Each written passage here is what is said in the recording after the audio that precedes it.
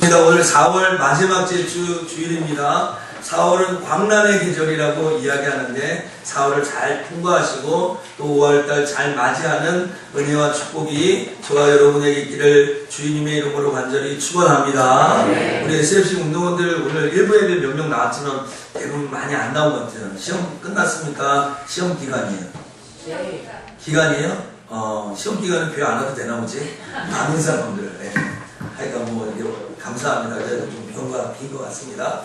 제가 오늘 예배 드리는데 이거 보니까 한영화 교사님이 딱 들어오는 거예요. 제가 얘기한 지 2주 됐거든요. 2주하고 3일 더 지났는데 난 가은이하고 다은이하고 똑같은 거예요. 누가 다은인지 모르겠는 거예요. 넷째를 낳았잖아요. 맨날 하시는 말씀이 목사님 저 처녀 때는 다은이하고 똑같았어요. 그런데 그렇게 얘기하지만 저는 안 믿어요. 그러거든요. 근데 이 2주 동안 몸조리라는 게 아니라 다이어트를 하고 오셨어요. 일단 한번 보세요. 선생님 반갑고요. 그 소은이보다 언니가 왔어요. 언니가 조이안이라고. 내가 병원에 갔는데 이제 나오나 저제 나오나 우리 홈페이지에도 막 이안 올렸더니 우리 집사님들이 보고 싶다고 했더니 띠까지 들고 왔네요. 이따가 보세요. 조이안은 요새 광개토대학 끝났나? 거기에 조이안이라는 탤런트가 나오는데 그 친구가 그분이 예수를 잘 믿더라고요. 또 상 받았을 때 하나님 앞에 감사해요. 이안이도 그렇게 되지 않을까? 반응이 없으십니까? 네. 조용미선 탤런트로 연예인으로. 저는 지난주에 설교하면서 사자성어가 얘기했죠. 그 사자성어가 동상이몽입니다. 같이 잠을 잤는데 꿈을 같이 다른 꿈을 꿨다는 거죠. 난세의 영웅이 날까요? 삼국시대에 보면은 조조는 시대의 영웅이었을까요? 간웅이었을까요? 선택은 여러분의 무기입니다. 여러분 이 삼국지에 보면은 이 삼국시대에 영웅이 된 영웅도 나오고 간웅도 나오고 효웅도 나오고 그런데 이 삼국지에 그 동탁이라는 공공의 적이 죽자마자 조조는 조조 마음대로 또 유비는 유비 마음대로 또 원소는 원소 마음대로 각각 다른 생각들을 하게 되는 것을 볼 수 있습니다. 마치 지금 대선을 앞두고 여야에 내가 차기 대권 주자라고 등장하는 사람과 또 비슷해 보이기도 합니다. 오늘 본문에서 나오는 서기관과 바리새인들은 이 가늠한 여인을 통해서 다른 목적을 가지고 있었어요. 근데 그 목적이 잘못됐으니까 결과까지 잘못된 거예요. 그들의 목적은 예수님을 시험하고 고소하려고 하는 목적이 있었기 때문에 결과가 안 좋았어요. 더군다나 예수님이 누군지, 예수님이 이 땅에 왜 왔는지도 잘 파악이 안 됐었어요. 그래서 예수님이 죄인을 위해 왔는지, 의인을 위해 왔는지, 예수님이 이 땅에 왜 이런 사역을 하는지에 대한 오해와 편견을 가지고 있었어요. 그리고 그들이 가졌던 가장 큰 결정적인 실수 중에 실수는 자기 자신이 죄인인 것을 망각했던 것이죠. 오늘 저는 이 바리새인과 서기관들이 아닌 그 반대편에 있는 한 부류라고 표현을 할까요? 예수님과 또 가늠한 이 여자에 대해서 이야기해 보려고 합니다. 근데 이 두 분의 처지가 좀 비슷해요. 왜 비슷하냐면 첫 번째 예수님은 죄인은 아닌데 바리새인과 서기관들에게 죄만 쳐봐라. 그러면 내가 그냥 잡아놓겠다는 이 뒤집어 쓰려고 하는 예비된 죄인이에요. 그리고 여기 나오는 한 가늠한 여자는 실제로 죄를 짓다가 현장에서 잡혔어요. 다른 것 같긴 하지만 결과는 비슷한 형국으로 이 바리새인과 서기관들이 몰고 갑니다. 근데 결국 이 바리새인과 서기관들이 하려고 하는 한 가지 목적을 한 문장으로 만들면 예수 그리스도 가늠 여자 이꼴 너 예수라는 너 이 가늠한 여자와 같이 너도 죄냐라는 것을 오늘 이 본문에서 얘기하고 싶었던 것 같아요. 그런데 그들은 자기들 마음대로 그게 되지 않았어요. 오늘 저는 이 본문을 통해 가지고 지난주에 이어가지고 용서받은 사람입니다. 용서받은 사람. 우리 지금 신용소 집사님 이름에 로얄티 없죠? 그래가지고 오늘 제가 용서 얘기하는데 절대 나이 드신 분 제가 이렇게 하는 거 아닌 걸 여러분 이해하시고 재영이도 마음 상해하지 않기를 원합니다. 로얄티는 없을 줄 압니다.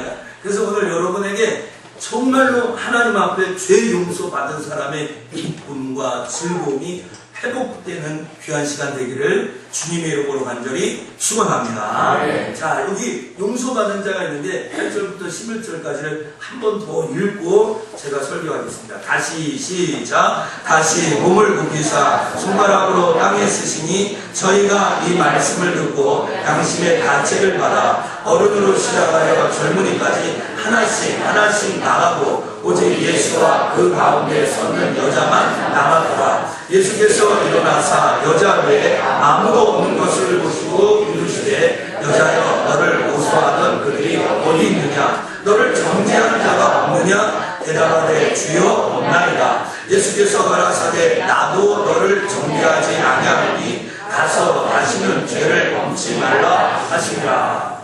여러분, 이제 이 사건의 주인공다운 주인공이 등장합니다. 앞서 나온 바리새인과 서기관들이 주인공이 아닌 주인공, 그러니까 조연 같은 주인공이었다면 오늘 이제 예수님과 이 가늠한 여자는 진짜 본문에서 우리가 만나야 될 주인공이라는 거죠. 영화를 보고 드라마를 봤는데 야, 그 주연 배우가 누구냐? 그걸 모르면 좀 그렇지 않습니까? 오늘 본문의 이 스토리 안에 진짜 우리가 만나야 될 주인공은 예수 그리스도다. 이 가늠한 여자다라는 사실을 여러분 깨닫기를 소원합니다. 왜 그럴까요? 왜 이 가늠한 여자가 주인공이었느냐? 제가 설교의 결론을 얘기하면 이 가늠한 여자처럼 용서받을 수 없는데 용서받은 사람이 바로 저와 여러분이다. 할렐루야. 오늘 난 용서받은 사람이에요. 용서받은 사람. 제가 참 용서를 뻔쩍지근합니다. 그렇지만 그래도 열심히 하려고 합니다. 용서를 받았어요. 용서를 받아. 하나님 앞에 구원의 은총을 받은 사람이에요. 이 가늠한 여자는 누구를 통해서? 예수 그리스도를 통해서.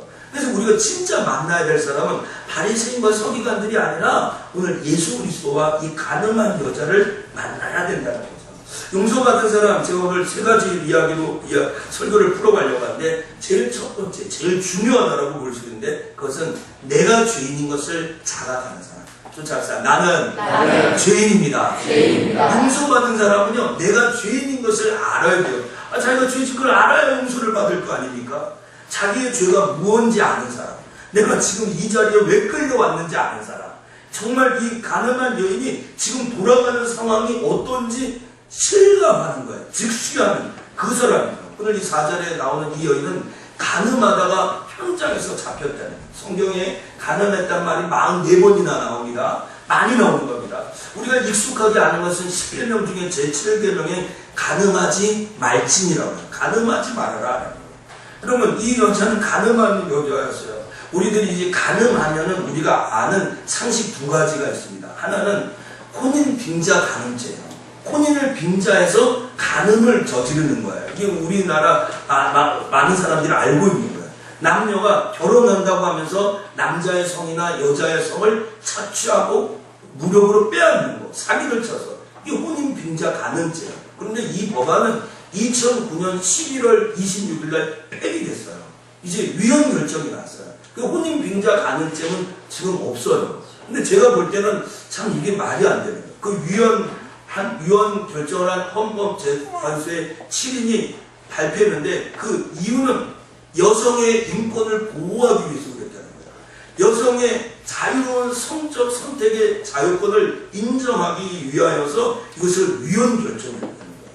물론 뭐 내용에 따라 다르겠지만 대부분의 가해자가 남자라고 가정했을 때 무슨 여성의 인권을 보호하기 위해서 저는 뭐 제가 목사라고 해서 그런지 참 이건 이해가 되게 어려운 부분이라고 생각합니다. 또 하나는 간통죄입니다. 여러분, 간통죄는 배우자가 있는 사람이 배우자가 아닌 다른 사람과 성관계를 가졌을 때 그 성관계를 가진 그 사람들을 처벌하는 배우자만이 고소할 수 있는 친고죄를 말하는 겁니다. 우리나라 형법 241조에 배우자가 있는 자가 간통할 때는 상간자와 함께 2년 이하의 징역에 이르고 고소금은 없어요. 그러니까 벌금형은 없어요. 그러니까 강력한 법이죠. 여러분, 또 배우자가 없는 사람이라 할지라도 상대자가 배우자가 있다면 사실을 인지하고 간통하면 그것도 처벌 대상이 됩니다. 여러분, 배우자를 간통죄로 고소하기 위해서는 이혼소송을 내야 되고 이혼소송을 취하하면 간통죄도 자동스럽게 이렇게 취하되는 겁니다. 근데 이 기간을 6개월 봐요. 6개월. 이 공소시효가 6개월. 그러니까 죄를 짓고 나서 6개월 안에 그걸 고소하지 못하면 고소를 못하는 거예요. 그냥 끝나는 겁니다. 여러분, 우리가 갖고 있는 간통죄에 대한 상식입니다. 오늘 여러분, 이 여인은 간통죄인지 혼인 빈자 가늠죄인지 그건 뭐 제가 분간할 수 없지만 정상적인 관계가 아닌 상태에서 죄를 지어서 걸렸다는 것입니다. 성경은 가늠하였다고 했는데 이 가늠은 국어사전에는 부부가 아닌 사람과 남녀가 성관계하는 것을 말합니다. 어떻게 보면 성경이 말하는 것과 일맥상통하는 거예요. 성경은 레위기 20장 10절에 이렇게 얘기합니다. 누구든지 남의 아내와 간음한 자, 그 이웃의 아내와 간음한 자는 그 간부와 음부를 반드시 죽이라고 했습니다. 그러니까 두 남녀, 남자나 여자나 똑같이 죽이라고 했습니다. 즉 모세의 율법으로 말하면 오늘 즉결 심판을 받아야 돼요. 즉결해야 돼요. 오늘 또 제가 한 가지 얘기하면은 이 간음한 여자가 죽지 않았어요. 그게 놀라운 거예요. 이건 여러분 죽어야 마는데 마땅히 심판받아야 되는데 심판받지 않고 구원의 소생함과 회복을 이 여자가 누린 거예요. 이 가늠한 여자를 현장에 잡았으니까 빼도 박도 못해요. 누구도 구해줄 수 없는 거예요. 현장에서 잡혔는데 아마 이 여자는 치욕스러웠을 거야. 부끄러웠을 거야. 아니면 쥐구멍이라도 찾아 들어갈까? 아니야. 고통 없이 빨리 죽는 것이 이 여자의 소원이었는지 모르겠습니다. 여러분, 그런데요, 이런 사람에게 하나님의 은혜가 임했어요. 아무 말함도 없죠. 무능력하죠. 그냥 가만히 서 있어야 돼요.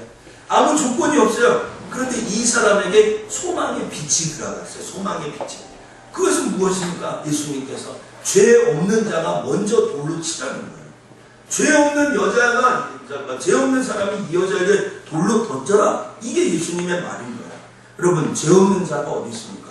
한 사람 한 사람 다 빠져나서. 이 말은 거기 모인 모든 사람이 한 사람도 의인이 없었다는 증거입니다. 로마서 3장 10절에는 기록된 바 의인은 없나니 하나도 없으며 깨닫는 자도 없고 하나님을 찾는 자도 없고 다 치우쳐 한 가지로 무익하게 되고 선을 행하는 자는 없나니 하나도 없도다라는 거예요. 그러니까 이 말은 이 세상에 의인이 하나도 없다는 거예요. 제가 이렇게 열을 내면서 땀을 흘려가면서 열심히 설교하는 제 자신 또한 죄인이다라는 거예요. 저 의인이 아니다라는 거죠. 근데 오늘 진짜 우리가 생각하는 한 가지 문제가 있는데 그건 뭐냐면은 죄인은 죄인인데 자기 죄가 뭔지를 모르는 사람, 자기 죄를 깨닫지 못하는 사람이 있다는 것이 가장 중요한 핵심이요 문제인 것입니다. 오늘 본문에서 이 여자가 만약에 자기 죄를 변명하거나 핑계하려고 하면 어땠을까요? 그 현장이 아수라장됐을 거예요. 사람들이 아우성쳤을 거예요. 근데 여러분 아시겠지만 이 여자는 아무 말 하지 못하고 가만히 서 있었습니다. 여러분 혹시 여러분 무슨 실수를 하거나 문제가 일어나거나 잘못하면 적극적으로 해명하고 변명하려고 하지 마시고 그냥 그 실수를 인정하십시오. 잘못했습니다. 미안합니다. 용서해 주십시오. 그것이 훨씬 더 빠릅니다. 여러분 만약에 여러분의 자녀에게 무슨 잘못한 것이 있으면 찾아가서 미안하다고 하세요. 아빠가 미안하다. 아빠가 잘못했으니까 용서해줘. 아빠가 실수였어. 다음부터 그러지 않을게 할게. 이렇게 하는 게 더 낫습니다. 여러분 그 아버지가 그 자녀에게 잘못했다고 이야기한다고 권위가 떨어집니까? 아버지가 아닙니까? 저는 우리 석촌교회 담임 목사입니다. 저도 목회하면서 잘못하는 게 많이 있습니다. 제가 압니다. 그러나 그것이 아주 구체적으로 개인과 개인 사이에 잘못했다. 약속을 깼다든지 시간을 어겼다든지 그러면 저도 언제든지 정중하게 그분 앞에 고개를 숙이고 용서해달라고 미안하다고 잘못했다고 이야기합니다. 제가 섬겼던 목사님 중에 한 교회 성도가 교회를 떠날 때 그 성도 앞에서 무릎을 꿇는 것을 제가 봤습니다. 저는 그 목사님 그렇게 잘못했다고 생각도 안 했는데 그 성도가 안수집사가 교회를 딱 떠나려고 할 때 그 성도들을 그 안수집사 앞에서 그 대교회 목사님이 무릎을 딱 꿇는 것을 제가 봤습니다. 제가 같이 동행해서 봤습니다. 저는 너무 충격이었습니다. 아, 목사는 그러는 거구나. 그 목사, 그분은 교회 아주 막대한 헌금을 했습니다. 엄청난 헌금을 했습니다. 교회를 건축할 때.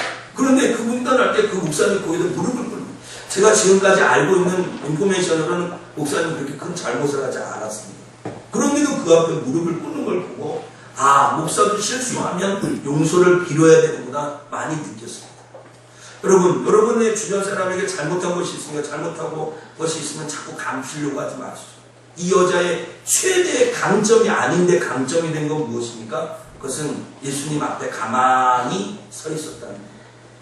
자기가 죄인인 것을 아는 것이 이 여자의 장점이 아닌데 장점이 되어버린 겁니다. 여러분과 제가 깨닫는 은혜가 있기를 소원합니다. 네. 사랑하는 성도 여러분, 오늘 이 자리에 우리가 죄인이 아닌 사람 누가 있습니까? 오늘 하나님 앞에 딱 오늘 여러분 사우나 갔다 오셨습니까? 목욕탕 갔다 왔습니까? 다시 몸을 불려보시죠. 때는 분명히 나옵니다. 저는 지난주 설교에 교회는 죄인이 오는 것이지 의인이 오는 것이 아니라고 했습니다. 아픈 사람이 병원을 가는 것이지 아프지 않은 사람이 병원을 왜 갑니까? 그건 잘못된 것입니다. 여러분, 성경에서 가장 큰 간음은 뭔지 아십니까? 그것은 하나님을 섬기지 않는 것입니다. 우상을 섬기는 것. 그게 영적 간음이라고 이야기합니다. 그래서 고린도전서 10장 8절에 너희 중에 어떤 이들이 간음하다가 하루에 23,000명이 죽은 것을 너희가 알고 있지 않냐. 저희와 같이 간음하지 말라라는 거예요. 그럼 육체적인 간음을 버려서 23,000명이 죽은 겁니까? 아닙니다. 이것은 출애굽하여 이스라엘 백성들이 시내산 밑에서 금송아지를 만들고 영적인 간음을 벌렸을 때의 모습을 기억하면서 이야기하는 것입니다. 물론 고린도 지역의 사람들에게 교회 사람들이 영적 간음이 있었습니다. 성도들끼리도 있었습니다. 그걸 바울이 꼬집으며 얘기한 것이기도 합니다. 그러나 영적인 간음도 우리에게 있는 것입니다. 구약의 호세아 선지자는 그의 아내 방탕한 여자 고멜이라는 창녀를 자기 아내로 받아들였습니다. 하나님이 그렇게 하라고 했습니다. 그런데 그 아내를 받아들이는데 또 도망갑니다. 또 찾으라고 합니다. 하나님이. 가서 또 찾아옵니다. 그럼 또 세상 남자하고 즐기려고 또 갑니다. 또 찾습니다. 이를 반복합니다. 그러면서 하나님이 이야기합니다. 뭐라고 하면 이스라엘이 나를 떠난 것이 이와 같다라고 이야기합니다. 이 영적인 간음을 알려주기 위해서 호세아라는 좋은 선지자에게 음탕한 여자 고멜을 붙여주신 것입니다. 시편 13편 1절부터 3절에 어리석은 자는 그 마음에 이르기를 하나님이 없다 하도다. 저희는 부패하고 소행이 가증하여 선을 행하는 자가 없도다. 여호와께서 하늘에서 인생을 굽어 살피사 선을 지각이 있어 하나님을 찾는 자가 있는가 보려 하신즉 다 치우쳐 함께 더러운 자가 되고 선을 행하는 자가 없다고 했습니다. 다 치우쳐 선을 행하는 자, 다 더러운 자가 되었다고 했습니다. 여러분, 사람들은 자기가 의롭고 깨끗하다고 생각하지만 그 중심은 더러움의 극치입니다. 금요일 저녁에 아까 레이디 가가 얘기를 했는데 그 레이디 가가의 집회에 수만 명의 사람들이 있습니다. 그 사람들의 가장 큰 잘못은 무엇인지 압니까? 자기가 무슨 일을 하고 있는지를 모르는 겁니다. 그 수만 명을 모여놓고 동성연애는 자유다. 오늘 여러분의 자녀가 동성연애를 한다. 여러분의 주변에 동성연애 하는 자가 있습니까? 멀리 떠나십시오. 하나님은 남자와 여자를 창조하셨습니다. 남자와 여자의 그 중성도 성경에는 기록하여 있지 않습니다. 남자에게는 여자가 사랑의 대상이고 여자에게는 남자만이 사랑의 대상입니다. 이것을 혼합하거나 믹스하거나 그것을 또 이렇게 어떻게든지 이해시키려고 하는 것, 그것은 성경과 맞지 않습니다. 그들은 지옥에 함께 가자라고 얘기합니다. 아무리 뭐라고 이야기가 가만히 있으라고 그가 얼마나 성자같이 살아도 그것은 죄입니다. 그것을 알아야 합니다. 거기에 추정하는 많은 팬들이 레이디 가가를 너무 좋아해서 그의 노래가 좋고 감동이 되고 눈물이 돼가지고 할지라도 그것은 악입니다. 여러분, 제가 여기 이 자리에 있는 많은 성도들 중 특정한 어떤 사람과 너무 친하다고 해서 빨간색을 파랗다고 얘기할 수 있겠습니까? 우리 홍민환 집사님하고 저하고 너무 친분이 있다고 해서 까만색을 하얗다라고 얘기해 줄 수 있습니까? 그럴 수 없습니다. 성경이 명명백백하게 증거하고 있는데요. 죄는 죄라고, 악은 악이라고. 악이 선을 수 없고 선이 악일 수 없는 것입니다. 여러분, 믿으면 깨닫기를 소원합니다. 네. 성경에 간음하지 말라고 했습니다. 하지 말아야 합니다. 동성연애를 하고 정상적인 관계를 맺지 않는다면 그는 성적인 아픔과 하나님의 심판을 받게 될 것입니다. 여러분, 에이즈 환자가 1년에 하루에 정확하게 1.8명 증가한다고 했습니다. 에이즈, 왜? 아내와 사랑을 즐겨서 남편과 사랑을 즐겨 생깁니까? 아닙니다. 정상적이지 않은 관계 속에 에이즈가 다 나옵니다. 아프리카 지역에 많은 에이즈는 성적인 것도 있지만 환경적인 오염 때문에 생긴다고 하지만 유럽에 왜 에이즈 환자가 계속해서 늘어난다고 하는 겁니까? 남자와 남자가, 여자가 여자가, 사람과 동물과 관계를 맺기 때문에 그런 것입니다. 여러분, 앞서 말한 제가 얘기한 혼인 빙자 가늠죄나 또 간통죄가 만약에 헌법재판소에서 다시 위헌이라고 말할지라도 성경이 아니라고 하면 아닙니다. 그것은 절대 되지 않는 것입니다. 간통죄도 폐지 운동이 지금 벌어지고 있습니다. 혼인 빙자 가늠죄가 2009년 11월 26일 날 폐지된 것처럼 간통죄도 폐기해 주십시오라고 합니다. 여러분, 우리에게도 인권이 있습니다. 우리에게도 인권이 사랑할 권리가 있습니다. 여러분, 상상을 해보시죠. 가정이 어떻게 되겠나.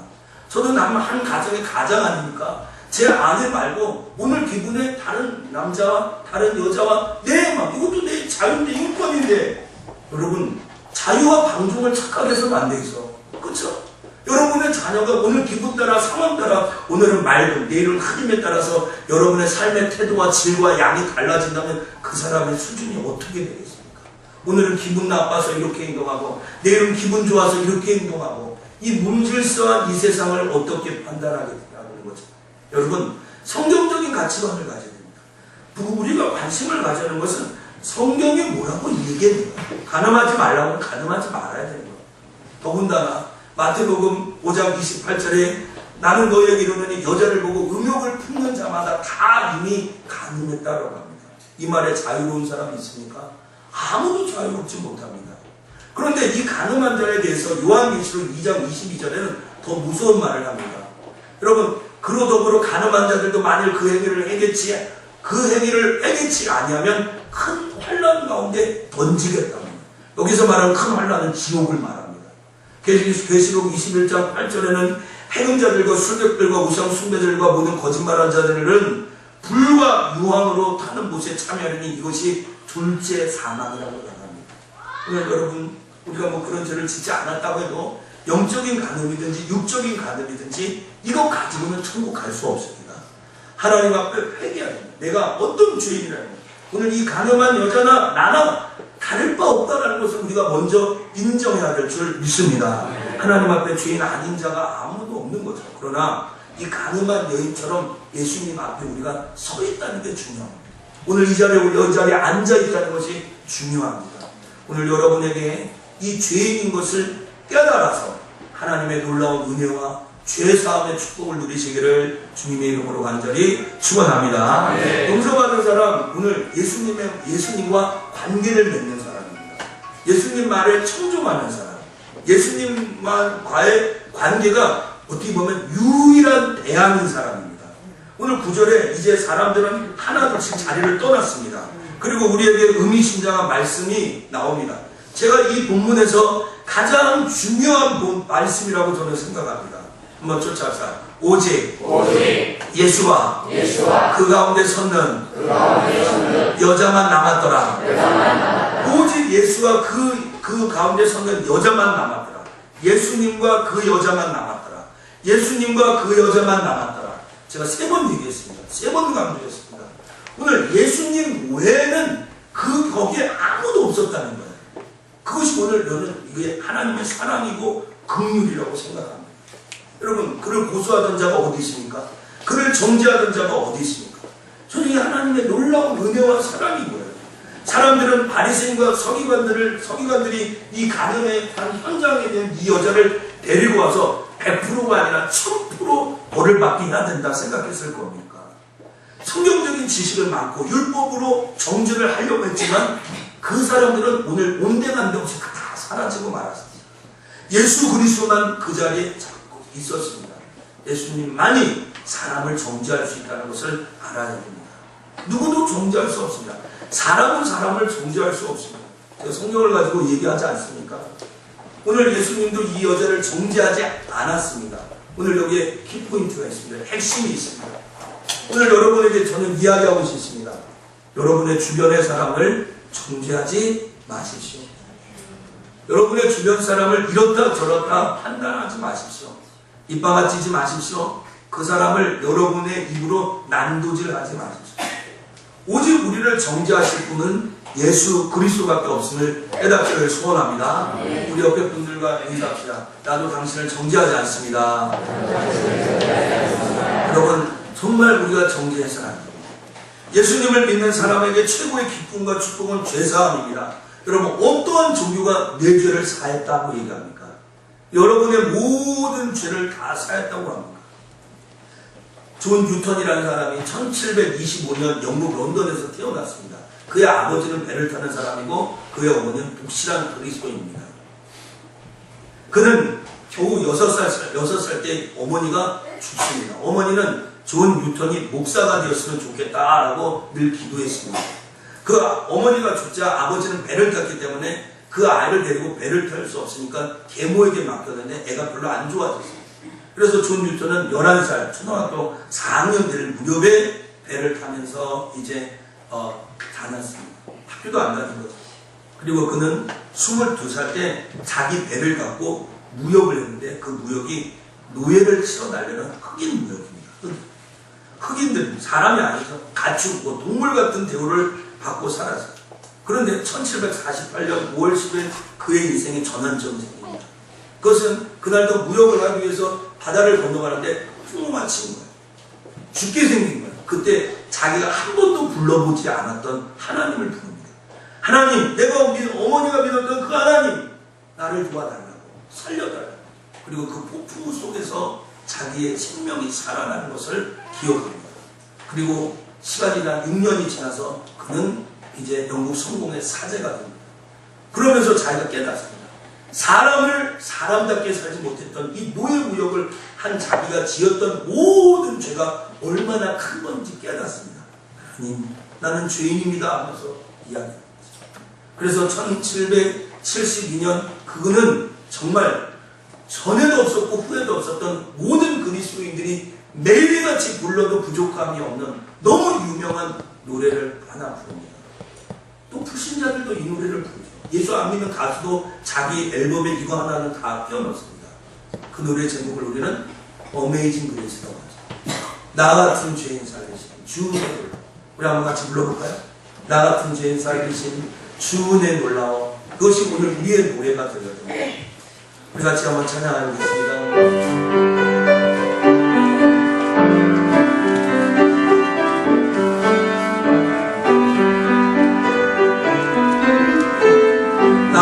죄인 살리신 나 같은 죄인 살리신 주의 놀라운 예언 생명 찾았고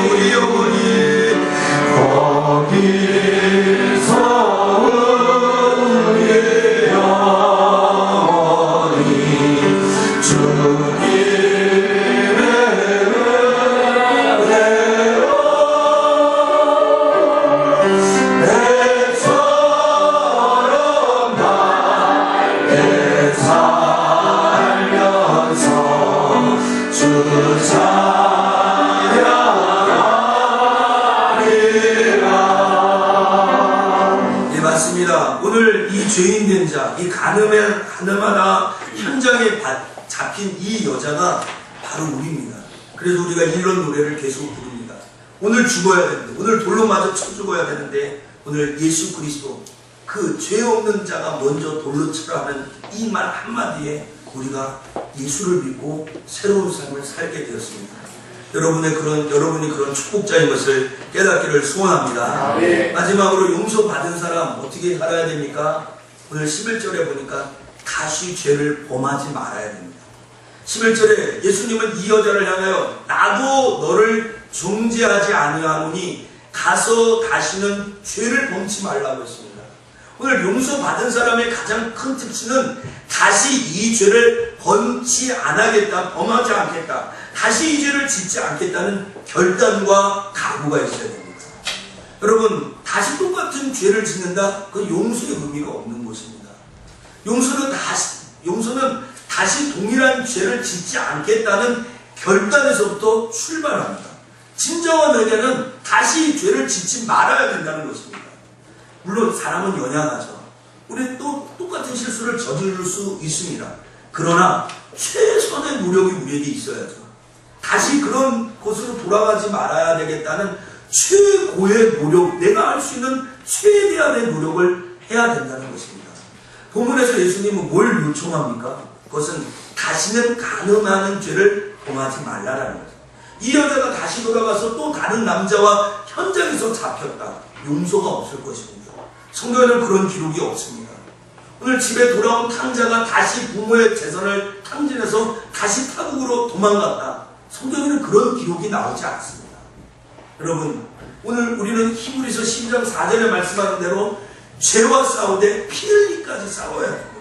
혹시 여러분의 힘이 부족하여서 죄와 쓰러지고 넘어진다 할지라도 오늘 이 순간에 다시는 죄를 짓지 말아야 되겠다는 결단과 결심이 서야 됩니다. 할렐루야. 아멘. 흰 드레스를 입고 또 먹물을 튀겨서는 되겠습니까? 조심하셔야죠. 흰 드레스, 사람들이 다 쳐다보면 깨끗한 옷을 입었으면 참 사죠. 여러분 찬양대 앞에 앉았는데 찬양대들이 앉는 게 신경 쓰입니다. 다 주시하거든요. 앞에 나와서 찬양할 때 아무것도 안 했는데 아닌 것 같지만 사람들이 우리를 보고 있거든요. 조심하죠. 그렇죠? 여러분 찬양하다가 안 하다가 찬양하다 안 하다 하잖아요. 그 설교 우리 찬송하다 그러면 안 할 수 있죠. 그리고 이분들은 그럴 수가 없어요. 자 앞에서 지었는데 하다 말까 이거 안 되잖아요. 그렇죠? 조심해야 돼요. 여러분 하나님을 사랑하고 다시 세상으로 가면 안 됩니다. 우리는 죄사함을 다 받았습니다. 이제 그것을 믿는 우리는 이제 세상에서 방황해야 될 존재가 아니라는 것입니다. 깨닫기를 소원합니다. 한 예를 들면 남편을 사랑하는 아내는 다른 남자에게 관심을 가질 수 없는 거죠.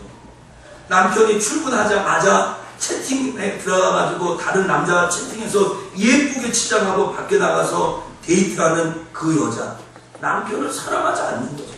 남편을 신뢰하지 않는 거죠. 반대로 아내를 사랑하는 남자가 다른 여자에게 지나친 호의와 관심을 가질 수 없는 거죠.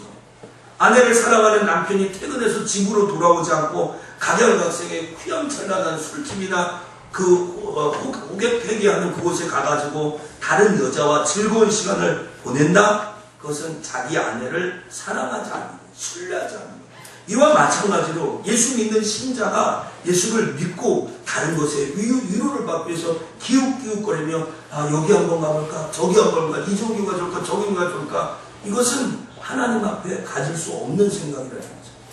여러분, 예수님이 다시 범죄하지 말라고 합니다. 죄 짓지 않기를 주의 이름으로 소원합니다. 아멘. 용서받은 사람은 이 동일한 죄를 짓지 말아야 되는 결단을 오늘 해야 됩니다. 나 죄를 성취해야 되겠다. 또 하나님 앞에 온전히 살아야겠다. 결단과 결심이 있었으면 그렇게 살아야 됩니다. 사랑하는 성도 여러분, 이제 제가 말씀을 마치려고 합니다.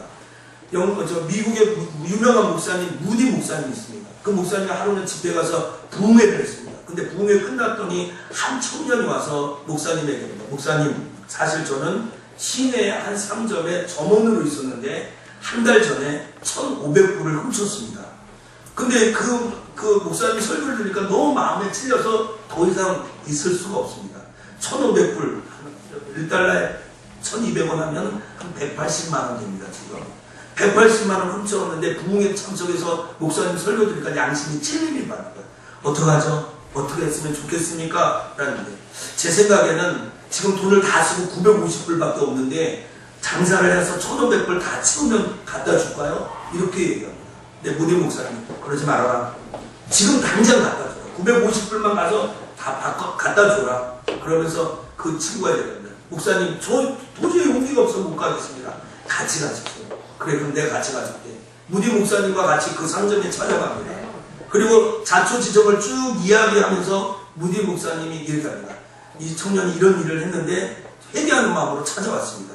950불을 드리겠습니다. 나머지 550불은 내가 빼서 드리겠습니다. 해서 무디 목사님이 1,500불을 줬습니다. 그때 그 상점 주인이 너무 놀랐습니다. 첫 번째 놀란 것은 이 청년이 절대 그런 일을 할 사람이 아닌데 그런 일을 했다는 것 자체에 놀랐고, 두 번째는 그가 회개하고 돌아와서 이 돈을 돌려줬다는 것 자체가 놀랐습니다. 그래서 이 주인이 내가 전에보다도 더 당신을 믿을 수 있겠다라고 이야기합니다. 여러분 아십니까? 이 상점이 점점점 커져서 이 회사의 두 번째 사장이 바로 이 청년이 되었습니다. 여러분 오늘 우리가 뭘 잘못했느냐, 무슨 죄를 졌느냐, 사실 그건 큰 문제가 되지 않습니다. 그것은 우리가 예수 그리스도 앞에 용서받은 사람이냐 아니냐 하는 것이 더 중요한 문제입니다. 죄를 감추고 사는 것이 문제지, 죄를 하나님 앞에 회개하고 고백하는 것은 전혀 문제가 되지 않는다라는 것입니다. 오늘 서기관과 바리새인들은 오늘 이날 요한복음 8장 1절부터 11절이 기록된 이날 불편한 잠을 잤을 거예요. 왜? 용서받지 못했기 때문에. 그러나 이 가늠한 여인은 죄를 지었지만 그날 저녁에 가서 평안한 밤을 보냈어요. 전에 느끼지 못한 즐거움을 갖고 그가 놀라움을 갖고 새로운 인생을 살면서 하루를 보냈을 것입니다. 사랑하는 성천의 성도 여러분, 오늘 우리는 내가 죄인인 것을 진짜 깨달아야 합니다. 우리는 신앙생활 할수록 나는 죄인입니다 라는 것을 알게 되죠.